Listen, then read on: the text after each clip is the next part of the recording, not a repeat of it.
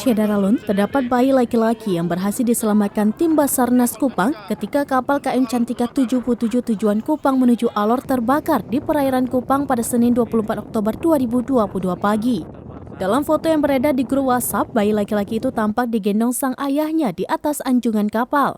Bayi itu tampak dipeluk sang ayah yang ikut dalam pelayaran bersama istrinya.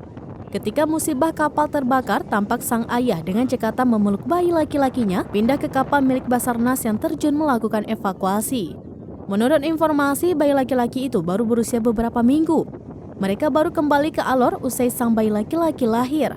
Sebelumnya, penumpang kapal KM Cantika 77 tujuan Kupang Alor yang terbakar di perairan Kabupaten Kupang pada Senin 24 Oktober 2022 pagi sudah dievakuasi ke Pelabuhan Negeliu, Kabupaten Kupang. Menurut informasi, KM Cantika 77 akan berlayar menuju ke Alor dari Pelabuhan Tenau Kupang, akan tetapi dalam perjalanan mengalami musibah kebakaran. Sampai sekarang belum diketahui penyebab kebakaran KM Cantika 77.